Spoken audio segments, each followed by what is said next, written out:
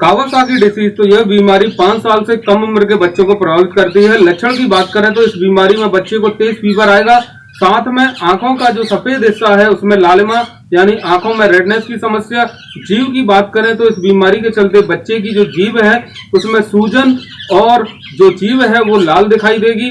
गर्दन की बात करें तो बच्चे की जो गर्दन की जो लिम्फ नोड है उसमें सूजन और छूने पर पेन हो सकता है। हार्ट की बात करें तो हार्ट के जो ऊतक हैं उनमें सूजन और जो आसपास के जो टिश्यू हैं वो डैमेज हो सकते हैं और उनमें सूजन हो सकती है। तो हार्ट से जुड़ी समस्या। पेट की बात करें तो इस बीमारी में बच्चे को पेट से जुड़ी समस्या यानी पेट दर्द गंभीर इस बीमारी के चलते हो सकता है।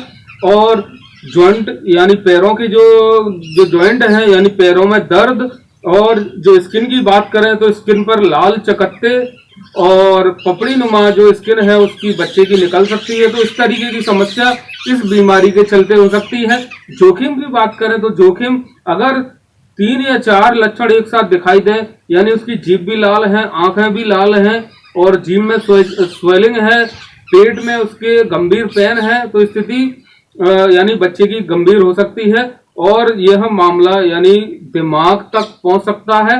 यानी बच्चे को अगर फीवर तेज आ रहा है तो दिमाग तक फीवर इस बीमारी में बच्चे को जा सकता है ट्रीटमेंट न करने के चलते।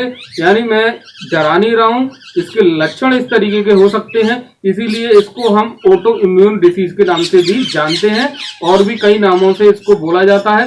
वैसे कावासाकी नाम से इस बीमारी को जानते हैं।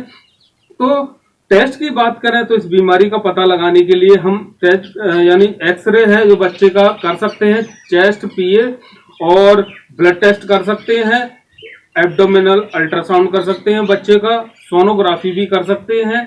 तो इस तरीके का टेस्ट बच्चे का किया जा सकता है इस बीमारी का पता लगाने के लिए। और थ्रोट कल्चर जो टेस्ट है वो भी कर सकते हैं।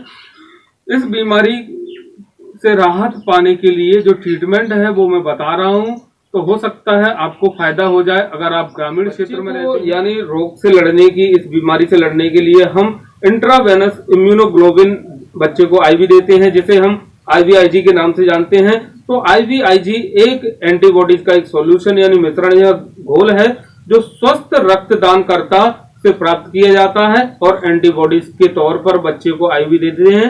तो आप जानते होंगे जितनी भी बीमारी गंभीर बीमारी है, जिन लोगों की एंटीबॉडीज यानी कोई भी बीमारी है उसको खत्म करने का काम एंटीबॉडीज करती हैं, चाहे वायरस हो चाहे अन्य बीमारी हो।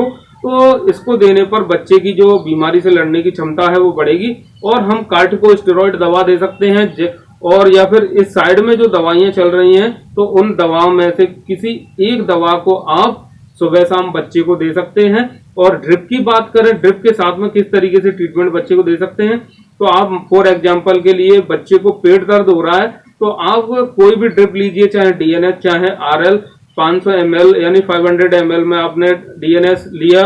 डीएनएस लेने के बाद आपने माइक्रो ड्रिप सेट भी लिया और बच्चे को लगा दिया और ड्रिप स्टार्ट कर दी, यानी स्लो ड्रिप चलनी चाहिए। और सेफ्ट्रियाजोन और सेल्वेक्टम इंजेक्शन 250 mg में, तो चाहे आप इससे कम mg का अगर आता हो तो वो इंजेक्शन ले सकते हो। तो 250 mg का इंजेक्शन आपने ड्रिप में डाला।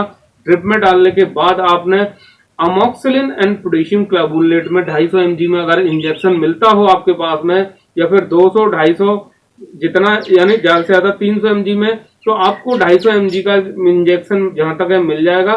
तो आप उसको यानी आईवी स्लो बच्चे को दीजिए। अगर आप में ड्रिप में नहीं डालना चाह रहे हैं तो आप सेफ्ट्रियाजोन और सेल्वेक्टम इंजेक्शन भी आईवी दे सकते हैं और अमोक्सिलिन और पोटेशियम क्लाबुलेट इंजेक्शन 250 mg का वो भी बच्चे को आईवी स्लो दे सकते हैं। तो 250 प्लस 250 बराबर 500 mg हो गया।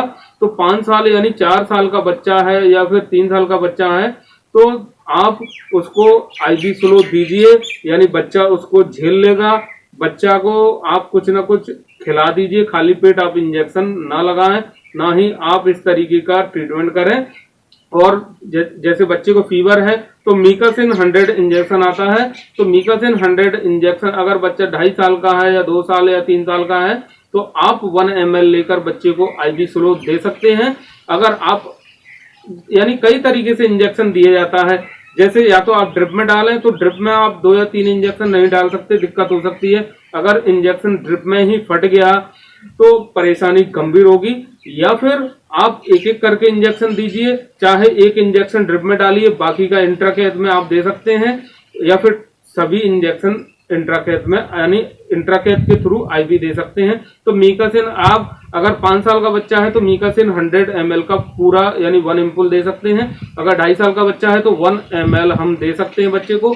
और डेक्सा हमें 0.5 ml आईवी देना होगा, चाहे आप ड्रिप में भी डाल सकते हैं। सांस फूलने की स्थिति में आप क्या कहते हैं डेरिफिलिन इंजेक्शन 0.5 ml बच्चे को दे सकते हैं। तो स्थिति के हिसाब से भी उसके लक्षण क्या है, अगर गर्दन की ग्लैंड सूजी है, चेस्ट में अगर उसके ऊतकों में यानी हार्ट के पास जो ऊतक हैं, टिश्यू हैं, उनमें सूजन है, तो भी हम यानी ये सारे इंजेक्शन हर तरीके की बीमारी में आप उस बच्चे को सपोर्ट करेंगे।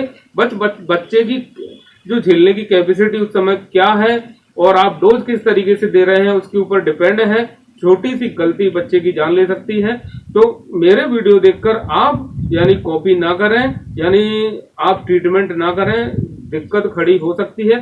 तो ये इसलिए है यानी देहाती या ग्रामीण क्षेत्र में आप रहते हैं, बच्चे को इस तरीके के लक्षण आपको दिख रहे हैं और आप रेफर करना चाहते हैं, एम्बुलेंस आएगी और सिटी कम से कम 100 किलोमीटर या 150 किलोमीटर यानी दूर है आपके यहाँ से, तो आप एम्बुलेंस के जरिए आप इस तरीके का ट्रीटमेंट देकर बच्चे को हॉस्पिटल के लिए रेफर कर सकते हैं। तो बच्चा कम से कम तब तक वहाँ यानी उसकी स्थिति ज्यादा खराब नहीं होगी और उसको हॉस्पिटल में एडमिट होने के बाद सही ट्रीटमेंट मिल जाएगा।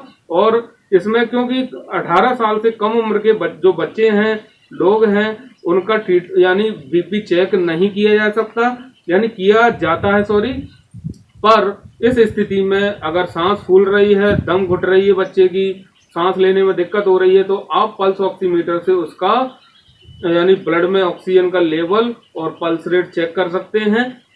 तो बस आज के लिए इतना ही, धन्यवाद।